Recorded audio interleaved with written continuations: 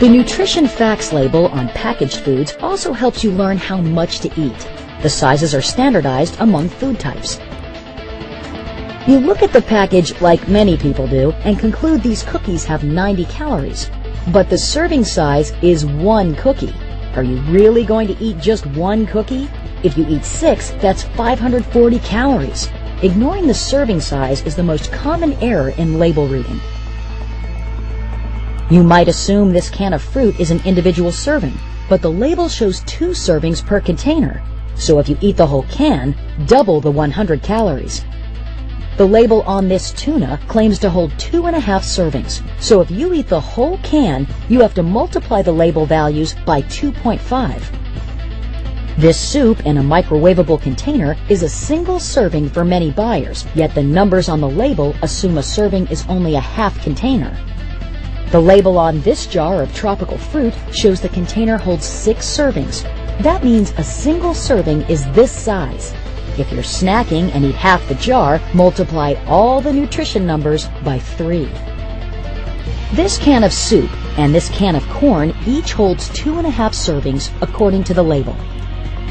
Some food packages now show how many calories are in the whole container. Here, it's 170.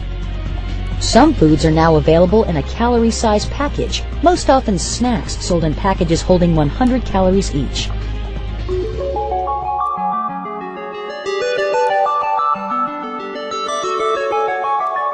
You can use food labels to compare similar foods, but you still need to understand how My Pyramid describes a portion.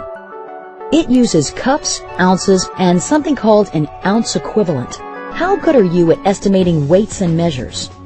My Pyramid suggests 2 to 4 cups of vegetables a day.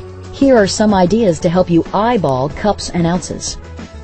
A half a baseball holds about half a cup. A useful visual aid for grains, fruits, or vegetables.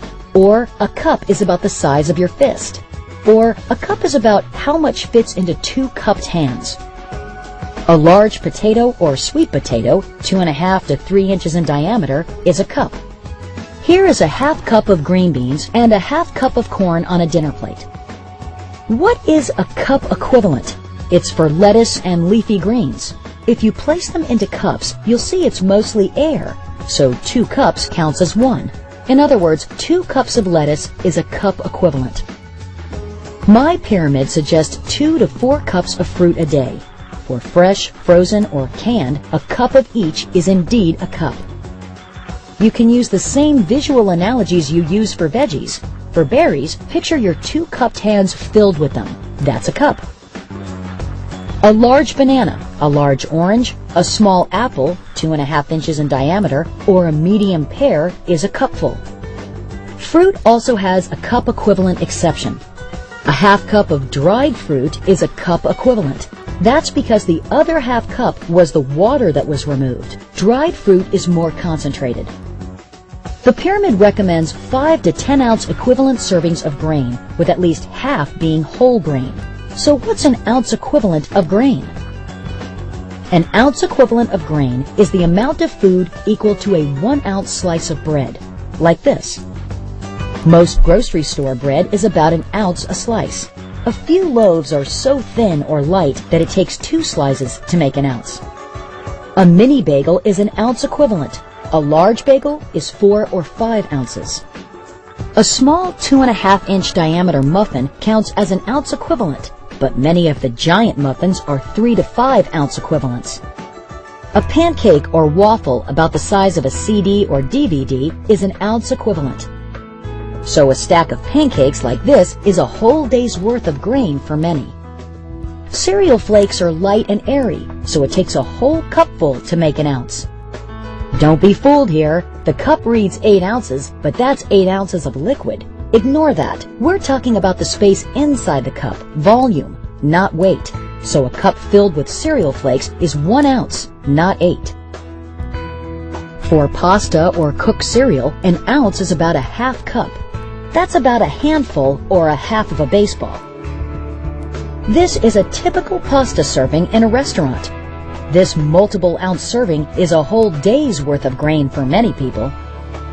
And an ounce of dried rice cooks into about a half a cup of cooked rice. That's also an ounce equivalent. So if your rice looks like a baseball, that's 1 cup or 2 ounces. Remember, cooked rice, pasta, and cereal needs only a half a cup to be an ounce equivalent. Let's say your pyramid suggests 7-ounce equivalents of grain a day. If you eat a deli-sized bagel for breakfast, a sandwich for lunch, an oatmeal cookie snack in the afternoon, pasta with a side of garlic bread in a restaurant for dinner, how much grain did you eat? This huge bagel is 4 or 5 ounces. The sandwich with 2 slices of bread is 2 more ounces. The pasta is about 3 cups worth. That's 6-ounce equivalents of grain. The garlic bread is 1 ounce, and the oatmeal cookie weighs in at 3 ounces. Your total for the day is about a whole pound, more than double your pyramid suggestion. My pyramid suggests 3 cups of low or fat-free milk a day. The serving size does not change because this group is about supplying calcium and nutrients such as potassium, magnesium, phosphorus, and vitamins A and D. A cup of yogurt or fat-free milk counts as a cup. Pretty simple. Cheese is a bit like dried fruit. Its milk is concentrated, so a mere 1.5 ounces of hard cheese, like American, cheddar, or Swiss, counts as a cup of milk. An ounce of hard cheese is about the size of 4 dice, so a cup of dairy would be about 6 dies of cheese. Processed or cottage cheese adds water, so it takes about 2 ounces for a cup equivalent. The meat and beans group suggestion is 5 to 7 ounce equivalents. An ounce is an ounce of cooked lean meat, poultry, or fish. So far, so good. 3 ounces is about the size of a deck of cards, or the palm of your hand, and makes a reasonable serving size for a main meal. An egg is in the protein group. A single egg is an ounce equivalent. 1 tablespoon of peanut or other nut butter is 1 ounce. That's about how much you could pack into a half a golf or ping pong ball. Eat a 24-ounce steak at a restaurant, and that's 2 or 3 days' worth of protein for most people. The oils groups allows 5 to 11 teaspoons of oil and suggests that most should come from vegetables. How much is a teaspoon? A teaspoon is the amount of liquid that will fit in the bottle cap of a typical 16-ounce bottle of water. 3 teaspoons fills 1 tablespoon. Salad dressing is mostly oil. One of these dressing on the side restaurant cups holds 8 to 18 teaspoons of oil dressing. Oils are often a part of other foods. A tablespoon of peanut butter supplies about 2 teaspoons of peanut oil. So learn the size of your pyramid and how many ounces or cups of each group you need each day. Understand that your eating is often influenced by the setting, by psychology as much as biology.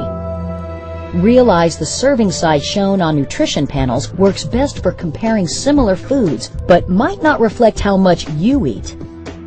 Realize when eating out that the small or even child-sized portion might be the best choice.